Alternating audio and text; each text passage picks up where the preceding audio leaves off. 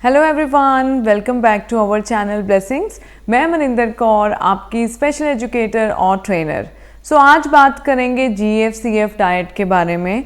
काफ़ी सारे parents out station से मिलने आते हैं ऑन सैटरडेज़। मैं हमेशा गट को एड्रेस करती हूँ और पूछती हूँ कि आप गट के लिए क्या कर रहे हो, या आप ऑब्ज़र्व करते हो कि आपके बच्चे को गट हेल्थ इश्यूज़ हैं। तो मोस्टली पेरेंट्स का जवाब होता है कि मैम हाँ जी, हम GFCF डाइट फॉलो करते हैं।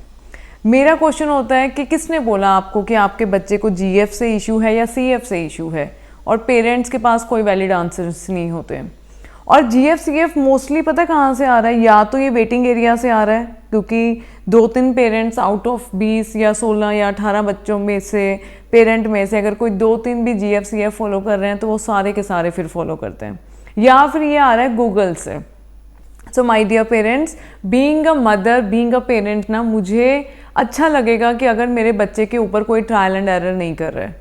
बिलीव मी, अभी हमारे पास डायबिटीज़ के इतने के बच्चे आ रहे हैं कि आप लोग शायद हैरान हो जाओगे। और डायबिटीज़ का पता चलता है आफ्टर ब्लड टेस्ट। ठीक है, अभी क्या है कि अगर मेरे बच्चे को GF से इशू नहीं है तो मैं अपने बच्चे का GF क्यों बंद करूं, और अगर CF से इशू नहीं है तो मैं CF क्यों बंद करूं? क्योंकि कोई ऐसा parent who has little knowledge, उसके कहने से आई एम फॉलोइंग GFCF, तो डू यू थिंक कि हम अपने बच्चों के साथ ठीक कर रहे हैं? मेरा हम्बल रिक्वेस्ट है पेरेंट्स की, देखिए मुझे औरों का तो नहीं पता, पर जो ब्लेसिंग्स को फॉलो करते हैं ना, मुझे लगता है कि प्लीज़ गो साइंटिफिकली। और ना गट को प्लीज़ आप लोग थोड़ा सा अभी ले आएँ, उसका इम्पोर्टेंस समझें। और जितने भी पेरेंट्स डाइट के अगेंस्ट बोल रहे हैं या गट के अगेंस्ट बोल रहे हैं कि कुछ नहीं है ये गट, तो बिलीव मी, बदनाम वही चीज़ होगी जो मैं खुद नहीं कर सकती। मैं खुद गट का छोटा नॉलेज रखती हूँ, थोड़ा नॉलेज रखती हूँ। जब मेरे को नॉलेज ही नहीं है तो मैं गट के बारे में क्या प्रमोशन करूँ? आई यू गेटिंग इट? या मैं गट को फॉलो अप नहीं कर पा रही हूँ। और पेरेंट, अगर आपका इशू निकलता है आफ्टर टेस्टिंग, ब्लड सैंपल जाता है आफ्टर टेस्टिंग, अगर, और प्रॉब्लम ये है कि गट सिर्फ GFCF के बारे में थोड़ी है, आप लोग समझ नहीं रहे हैं इस चीज़ को। GFCF तो एक छोटा सा चंक है, और हमें लगता है हम GFCF फॉलो कर रहे हैं तो पता नहीं हम क्या फॉलो कर रहे हैं, और गट सारा हमारा ठीक हो जाएगा इसी को एड्रेस करके। नहीं पेरेंट्स, हम यहाँ पे बहुत गलत जा रहे हैं। प्रॉपर आप एक टेस्ट कराइए, ट्रायल एंड एरर हम नहीं करेंगे, साइंटिफिक टेस्ट है, फिर आप वो टेस्ट का रिजल्ट कहीं पे भी लेके जाए, वो हर जगह अप्रूव्ड है। ठीक है, बातों में मत आइए, साइंटिफिकली चलते हैं, ट्रायल एंड एरर नहीं खेलते हैं। बिलीव मी, गट के बारे में या डाइट के बारे में वही लोग गलत बात कर रहे हैं जिनको खुद कुछ नहीं पता, जिनको पता नहीं है गट का इंपॉर्टेंस है कि नहीं, डाइट करने से क्या होगा। गट डाइट बंद कर रखी हैं और उधर से पतले पतले बच्चे आ रहे हैं, बिल्कुल पेल, और इतना अंडर वेट बच्चे हैं, क्या वो परफॉर्मेंस देंगे? कहाँ से मैं इधर काम कहाँ से करेंगे? लर्निंग, मेमोरी, फोकस कैसे काम करेंगे अगर मेरा बच्चा माल न्यूट्रिशन का शिकार है? तो 3 महीने से 6 महीने आपको किसी डाइटिशियन को फॉलो करना होता है, तो इतने में तो आपको समझ में आ जाएगा। एक और बहुत बड़ा इशू मैंने देखा है कि डाइट प्लान्स वायरल हो रहे हैं। आप कर लीजिए, आप कर सकते हैं, तो 3 महीने के बाद ऐसे रिजल्ट्स आएंगे कि यू विल बी शॉक्ड। अब एक का डाइट दूसरे पे कैसे जाएगा? एक सप्लीमेंट दूसरे सप्लीमेंट बच्चे को सूट नहीं करेगा। अब कईयों को ओमेगा 3 सूट ही नहीं करता, वो एकदम से हाइपर हो जाएगा बच्चा। सो प्लीज़ 3 से 6 महीने थोड़ी हिम्मत रखिए, डाइटिशियन को फॉलो करें, और फिर हम आगे बढ़ेंगे। और फिर आप लोगों को भी बताइए प्लीज़ आकर कि डाइट को फॉलो कीजिए, बहुत ट्रिमेंडस अमाउंट ऑफ इम्प्रूवमेंट आती है। आज GFCF को प्रॉपर समझने के लिए कि क्या इसके रिजल्ट्स हैं, क्या GFCF ही सब कुछ है, इसलिए हम डाइटिशियन श्रुति कौशल की आज बात सुनते हैं। और मैंने आज से पहले इससे beautiful explanation of GFCF diet मैंने नहीं सुनी है। प्लीज़, फ्री में ब्लेसिंग्स चैनल है, आपकी नॉलेज को फ्री में इम्प्रूव किया जा रहा है। अपने 15 मिनट निकालें और GFCF के बारे में सुने। आइए। हेलो एवरीवन, मैं डाइटिशियन श्रुति कौशल, और पेरेंट्स, आज मैं आपसे बात करूंगी एक बहुत ही इम्पॉर्टेंट टॉपिक के बारे में, GFCF डाइट। हम में से अक्सर न जाने काफ़ी सारे पेरेंट्स GFCF डाइट फॉलो कर रहे हैं, लेकिन आज मैं आपसे उन कॉमन चैलेंजेस के बारे में बात करूंगी जो कि अक्सर मैं नोटिस कर रही हूँ कि बच्चों में हमें देखने को मिल रहे हैं, specially after following GFCF diet. GFCF diet की अगर हम बात करें तो उसका इन्फ्लेमेशन में 30 से 40% तक रोल है। Parents we need to understand कि 40% सिर्फ इन्फ्लेमेशन हमारे बच्चे की डाउन हो रही है, वो भी तब अगर हम 100% GFCF डाइट को फॉलो करते हैं। बट GFCF डाइट यानी कि ग्लूटेन एंड केसीन के अलावा कुछ और भी ऐसे फूड आइटम्स हैं जो मेरे बच्चे को इन्फ्लेमेशन कर रहे हैं।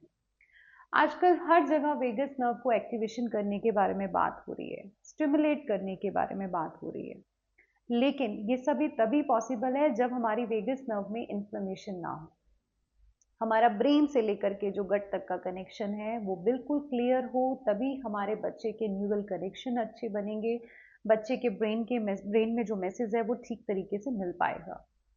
पेरेंट्स, बहुत सारे ऐसे फूड आइटम्स हैं जो बच्चे को इन्फ्लेमेशन करते हैं, जो ना कि ग्लूटेन कैटेगरी में है और ना ही केसीन की कैटेगरी में है।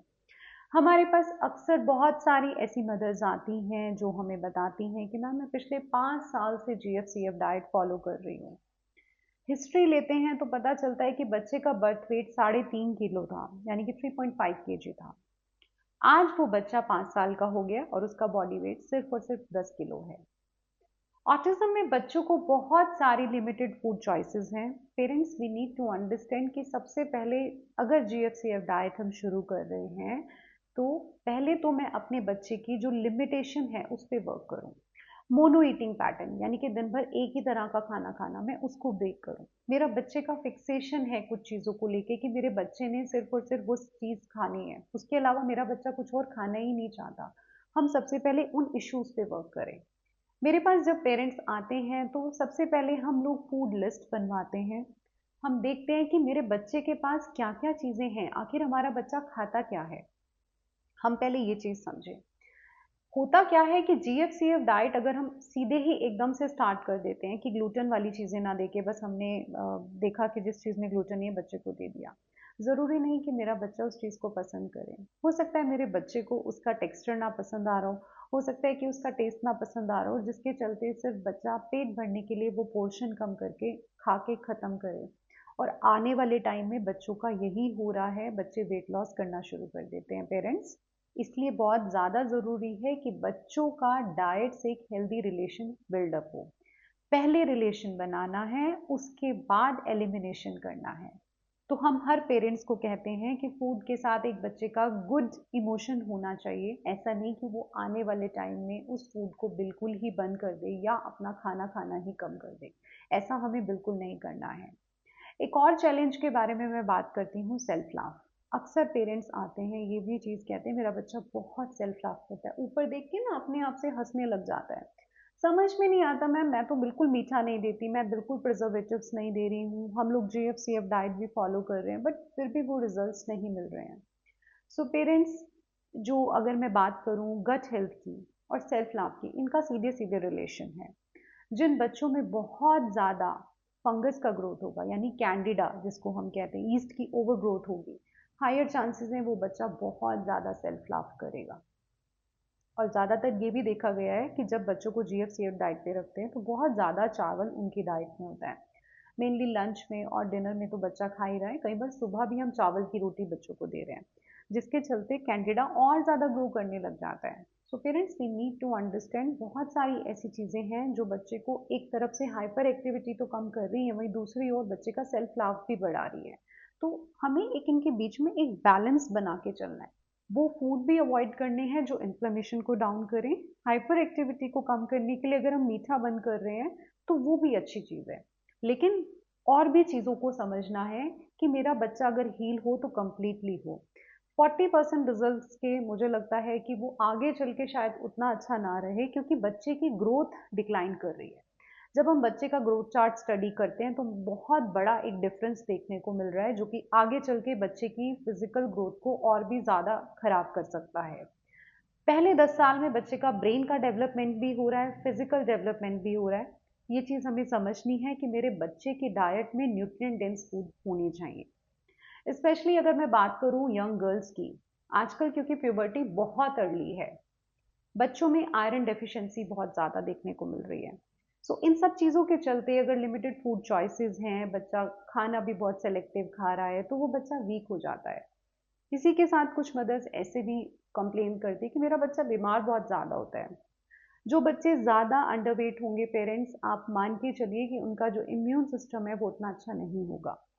तो जैसे ही हमारा बच्चा वेट गेन करने लग जाता है, बच्चे की इम्यूनिटी भी डेवलप होनी स्टार्ट हो जाती है। अब वेट गेन से मतलब हमारा हेल्दी वेट गेन से है, ऐसा नहीं कि हमने बच्चे को ओवर कर देना है, वो भी चीज़ हमें अंडरस्टैंड करनी है। कुछ पेरेंट्स ये भी आते हैं कि मैम मेरा बच्चा सारा दिन खाना मांगता रहता है, पता नहीं क्यों इसको भूख लगती है।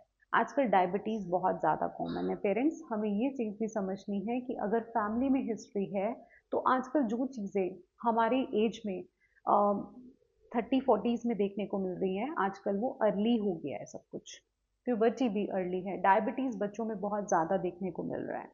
तो पेरेंट्स बच्चों को जब भी हम डाइट के लिए बात करें या किसी डाइट पे शुरू करें, we have to be extra careful कि मेरे बच्चे में न्यूट्रिशनल किसी भी तरह का जो है वो कॉम्प्रोमाइज़ नहीं होना चाहिए। ऑल्सो मेरे बच्चे की जो डेली रिक्वायरमेंट है वो पूरी होनी चाहिए, फिर चाहे वो मेरे बच्चे के माइक्रो न्यूट्रिएंट्स हैं या फिर मैक्रो न्यूट्रिएंट्स। इसी के साथ एक और इशू भी बहुत ज़्यादा देखने को मिलता है कि कई मदर्स कहती हैं कि मेरे बच्चे के पूप में बहुत स्मेल आती है, जब मैं अपने बच्चे को वॉशरूम लेके जाती हूँ तो खड़ा होना बहुत मुश्किल हो जाता है। फ्लश करने की अगर बात आए तो मुझे कम से कम 2-3 बार फ्लश करना पड़ता है, तब जाके मेरे बच्चे का जो है पूप वो फ्लश हो रहा है। So parents, it's a clear cut indication कि गट हेल्थ इश्यूज बच्चे में प्रेजेंट हैं। मेरे बच्चे के जो गट में वो गुड जो हमें चाहिए बैक्टीरिया वो पूरी तरह से बन नहीं रहे हैं, जिसके चलते जो एक प्रॉपर फर्मेंटेशन होती है वो नहीं हो रही है, जो स्टूल को फॉर्म करने में मदद करती है, जिसकी वजह से ये सारा पैटर्न हमें देखने को मिल रहा है। कुछ बच्चे मैंने ये भी देखा है कि जिम बॉल पे उल्टे लेटे रहते हैं, रात को भी अगर उनको सुलाओ तो वो उल्टे लेटना पसंद करते हैं। सो बच्चों को क्योंकि गैस्ट्रिक इश्यूज बहुत हैं, ब्लोटिंग बच्चों में बहुत ज़्यादा हो रही है, एसिडिटी हो रही है क्योंकि बच्चा स्ट्रेस में है, बच्चे को एंजाइटी है, तो वहाँ पे ये चीज़ें हमें ज़्यादा देखने को मिलेगी। सो पेरेंट्स, डाइट की अगर हम बात करें तो हमें बहुत ज़्यादा विजिलेंट रहना है। ऐसा नहीं कि हम खुद से कोई चीज़ शुरू कर दें या किसी के कहने पे हम शुरू करें। हमें एक प्रॉपर गाइडेंस की ज़रूरत है। जब भी अपने बच्चों की डाइट करें तो प्लीज़ किसी क्वालिफाइड डाइटिशियन से मिलके ही अपने बच्चों की डाइट शुरू करें, ताकि आगे चल के आपको ये जो चैलेंजेस मैंने आपसे डिस्कस किए बच्चों में देखने को ना मिले। Thank you so much. Okay parents, तो मुझे लगता है आज थोड़ा सा नॉलेज तो आप हुआ होगा डाइट को लेके।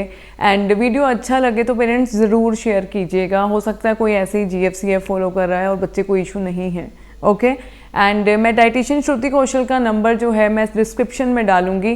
जो ऑलरेडी नॉलेजेबल हैं, जो ऑलरेडी टेस्ट कराया हुआ है जिन्होंने, तो वो डाइटिशियन को कॉल करके आप अपनी बात कर सकते हैं, काउंसलिंग सेशन तो आप बुक कर ही सकते हैं। Okay parents, so thank you so much, keep sharing our videos, thank you.